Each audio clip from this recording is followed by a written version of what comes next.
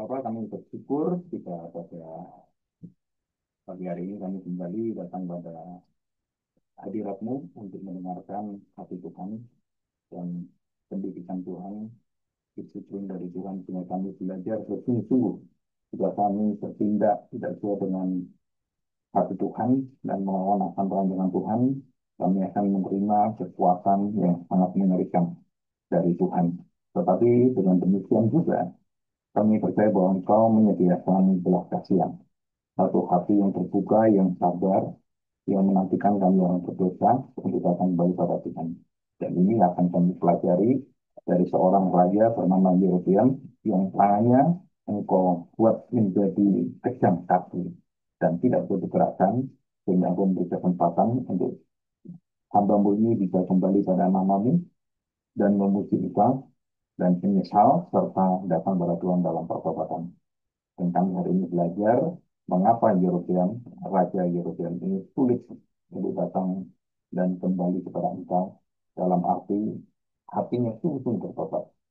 Tetapi kuasa dosa menguasai dan nafsu serta kekuatan dunia, kemegahan dan kekuasaan membutakan matanya. Ajarlah kami Tuhan dalam nama Yesus dan serahkan doakan ini. Amin. Ya, kita akan membuka satu raja-raja pasal yang ke-13 ya. Kita mendapatkan satu tema yaitu tangan kaku atau kejam dari Raja Yerobeam merupakan hukuman dari Allah. Dan ini hukuman yang sungguh sangat berbahaya dan sangat mematikan sebenarnya atas pemberontakan rohani. Nah, sebelumnya kita akan membaca firman Tuhan dulu ya. Kita akan membuka satu raja-raja pasal 13. Abdi Allah dari Yehuda. Sedang Yerobeam berdiri di atas mezbah itu sambil membakar korban. Maka pas perintah Tuhan, datanglah seorang abdi Allah dari Yehuda ke Betel. Dari Yehuda ke Betel. Lalu atas perintah Tuhan, berserulah orang itu terhadap mezbah itu. Katanya, hai mezbah, beginilah firman Tuhan. Tuhan besar ini adalah Yahweh. Bahwasanya seorang anak akan lahir kepada keluarga Daud, Yosia namanya, ia akan menyembelih di atasmu imam-imam bukit pengorbanan yang membakar korban di atasmu. Juga tulang-tulang manusia akan dibakar di atasmu. Pada waktu itu juga, ia memberitahukan suatu tanda ajaib, katanya, inilah tanda ajaib bahwa Tuhan telah berfirman. Bahwasanya mesa itu akan pecah, sehingga tercurah abu yang di atasnya. Demikian Raja Yerobeam, demikian Raja Yerobeam mendengar perkataan abdi Allah yang diserukannya terhadap mezbah di Betel itu. Ia mengulurkan tangannya dari atas mezbah dan berkata, tangkaplah dia. Jadi ini jelas ya, Yerobeam sangat tidak suka dan sangat tersinggung, sehingga dia marah dan dia mengatakan, tangkaplah dia, nabi itu yang tidak bernalar. Tetapi tangan Tuhan diulurkannya terhadap orang itu menjadi kejam. Tetapi tangan yang diulurkannya terhadap orang itu yang menunjuk tangkaplah itu menjadi kejam sehingga tidak dapat ditariknya kembali. Jadi kaki mesbah itu pun bersalah. Sehingga abu yang di atasnya tercurah sesuai dengan tanda ajaib yang diberitahukan abdi Allah itu atas perintah Tuhan. Lalu berbicara raja dan berkata kepada abdi Allah, mohonkanlah belas kasihan Tuhan Allahmu dan berdoalah untukku supaya tanganku dapat kembali dan abdi Allah itu memohonkan belas kasihan Tuhan, maka tangan raja itu dapat kembali dan menjadi seperti semula. Nah, kita akan belajar satu tema yang sangat unik ya. Nah, siapakah Yerobeam? Raja Yerobeam dan Rehabiam. Nah, kita tahu bahwa Yerobeam ini adalah King Nebat. Ya, King Nebat itu memimpin dan raja yang memimpin 10 suku Israel, ya, bangsa Israel, 10 suku bangsa Israel, dan itu disebut sebagai Israel Utara, yang Israel Selatan itu dipimpin oleh Raja Rehabiam, anak dari Salomo. Yerobeam bukan anak Salomo. Yerobeam adalah, kalau kita tahu, dia adalah anak dari Nebat, dan seorang yang juga sangat tangkas tujuan peperangannya dan dididik baik oleh ayahnya, baik oleh lingkungannya, dan dia menjadi raja yang sangat dipercaya oleh Salomo, memegang jabatan yang sangat besar juga dan pengawas dari pekerjaan-pekerjaan yang dikerjakan Salomo kepada Raja Yerobeam ini. Nah, kalau kita lihat sebenarnya sebelum menjadi raja, Salomo sudah mengenal akan keluarga Sinegat ini. Kalau kita tahu Yerobeam itu cakap tangkas dan seorang ulet dengan pekerja yang keras dan ulet. Dia menjadi pengawas pekerja roti dari suku Yusuf, dari Yerobeam dari suku Yusuf. Nabi Ahia dari Silo pernah membuatkan pecahnya kerajaan Israel. Satu Raja-Raja 11 ayat 11 dan 13. Dengan apa? Dengan satu gambaran dan satu seperti satu contoh gitu ya, yang nyata. Dia membawa 10 potongan kain ke Yerobeam dan satu kain suku Yehuda ke Rehabiam. Salomo mau membunuh Yerobeam, kondisi itu pada waktu Yerobeam memberontak pada Salomo. Salomo ingin membunuh Yerobeam dan dikejar Yerobeam, tapi Yerobeam bisa dengan liciknya bisa lari dan ke Mesir.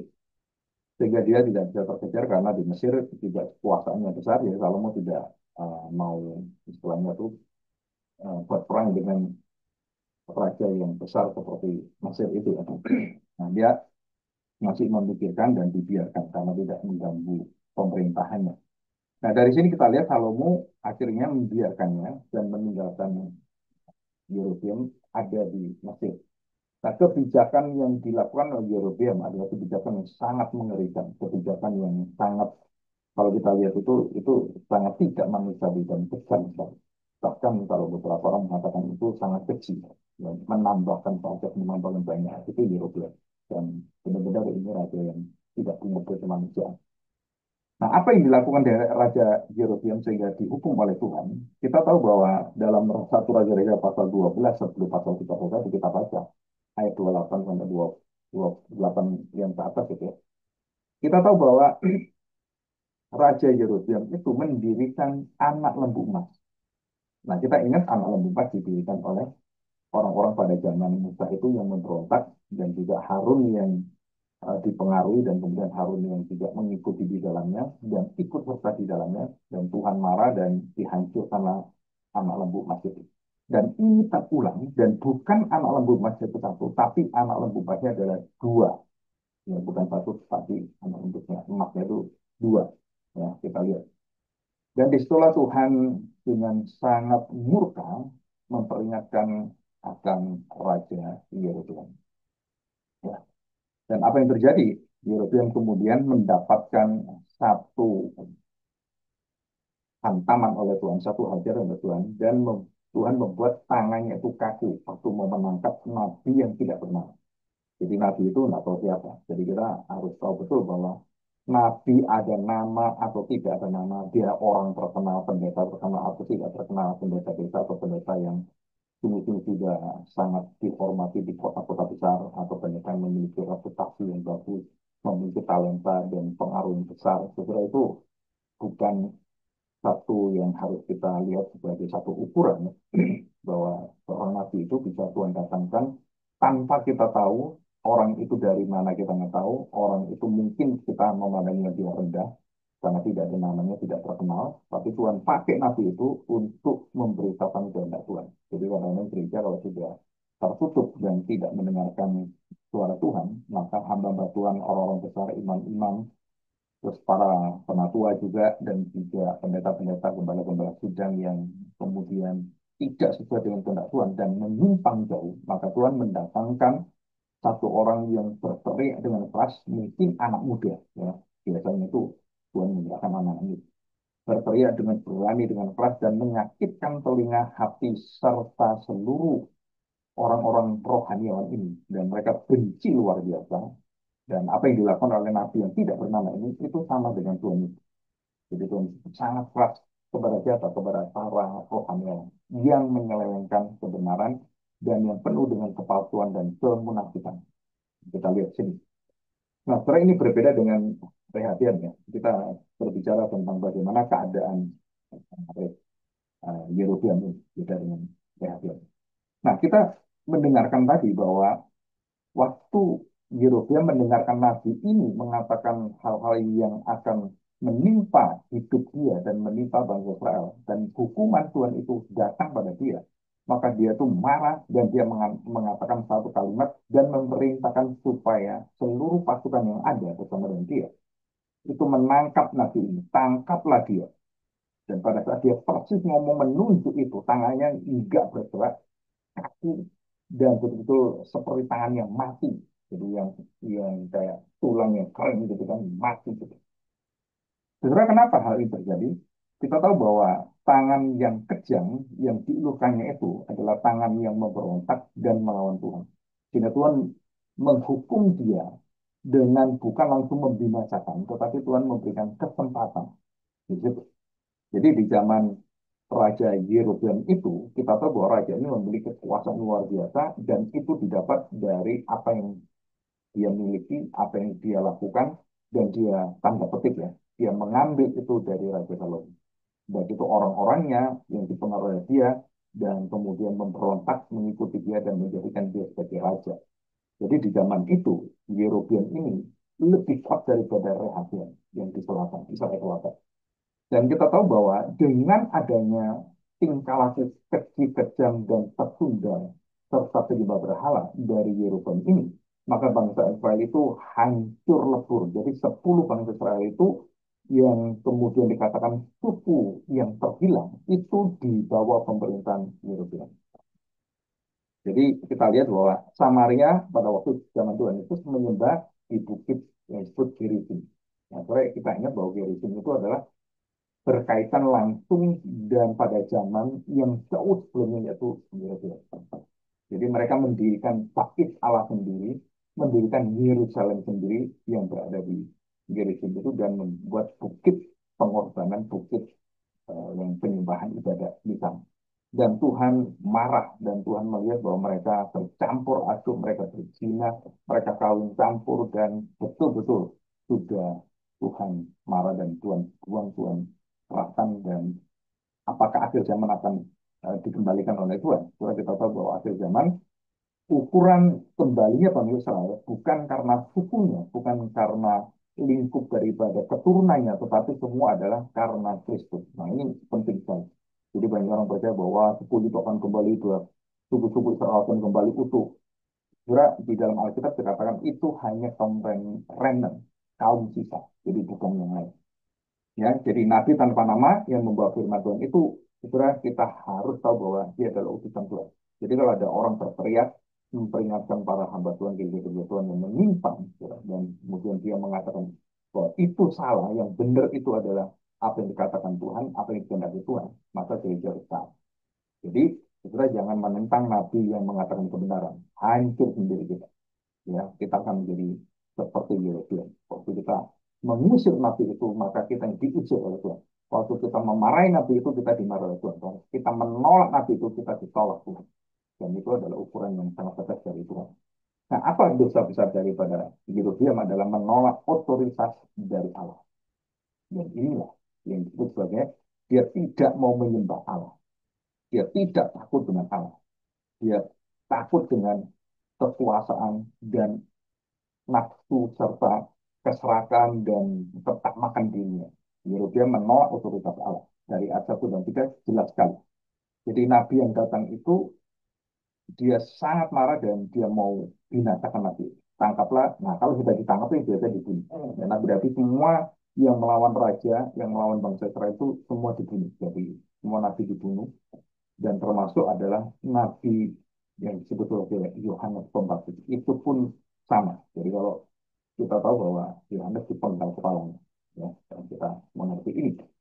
Nah, kita melihat apa yang terjadi dengan akar masalahnya. Sebenarnya akar masalahnya adalah Yerobeam mendirikan mezbah-mezbah yang palsu dan dia kemudian mencampur adukkan dengan berhala-berhala. Apa yang dikatakan bahwa mezbah itu akan dipecah dibelah oleh Tuhan. Dan abu itu akan diserahkan oleh Tuhan. Artinya apa? Jadi Allah sudah tidak mau menerima 10 suku bangsa Israel ini. Jadi Tuhan sudah menghancurkan selesai. Dan simbol kehancuran buat suku-suku, 10 suku itu simbol kehancuran dari seluruh ibadah mereka, dan Tuhan juga tidak mau terima mereka. Ya, ibadah berdasarkan kekuatan buatan manusia dan keinginan kesenangan manusia semua dihancurkan, termasuk kita. Ya, jadi kita hari ini sama.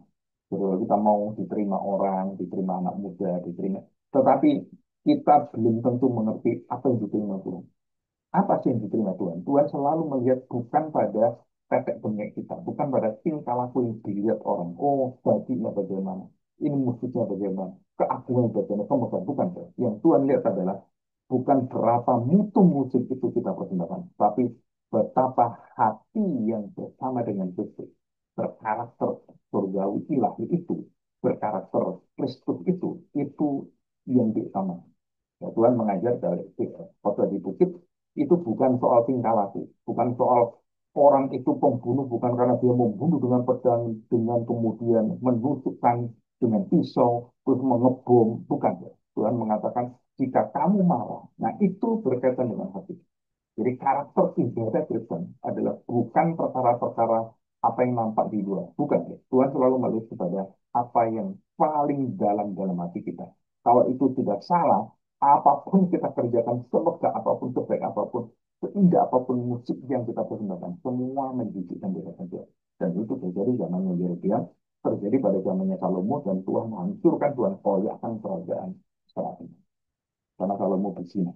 Karena Salomo menerima dan memasukkan berhala-berhala ke dalam bait Allah. Jadi ini sangat mengerikan. Dan ini dilakukan oleh Yerobeam yang sama. Ya, oke, kita lihat sekarang. Yerobeam mengulurkan tangannya untuk apa? Untuk menangkap firman dan kemudian bukan menaatinya, tapi dia mau melemparkan firman, melemparkan nabi itu, termasuk dia ingin melemparkan tanda petik Tuhan sendiri. Dan respon Yerobeam bukan pertobatan sejati, melainkan dia menindas terhadap suara Allah, terhadap suara kenabian dari Tuhan. Dengan apa? Dengan mengatakan tangkaplah dia. Nah, kita tahu bahwa Tuhan itu oleh orang-orang Farisi ahli Taurat, tangkaplah dia. Dan kemudian Tuhan itu ditangkap. Justru kalimat itu sama dengan apa yang dikatakan Yerobeam. Cuman masalahnya, Yerobeam langsung mendapatkan hukuman Tuhan dan tangannya satu. Nah, kalau orang Farisi enggak. Terus apa yang diterima orang Farisi Al-Torah dan bangsa Israel yang menolak Tuhan? Yaitu kebinasan.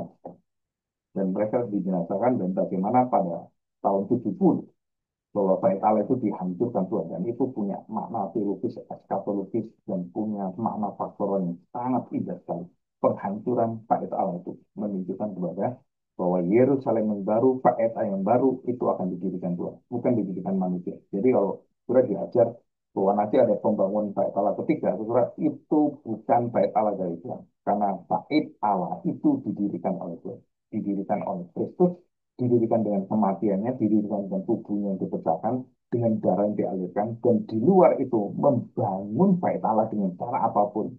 Saudara, itu adalah kekejian berarti. Dan itu melanggar akan penebusan Tuhan. Jadi kita jangan ikut-ikut seperti itu. Nah, saudara perhatikan, tangan yang kaku itu dalam bahasa Ibrani adalah yabes. Apa artinya tangan kaku? Tangannya itu layu, kering, dan kalau digerakkan itu seperti patah gitu. Jadi kalau saudara tahu daun kering ya, kalau kita tekan aja itu langsung seperti rapuh gitu.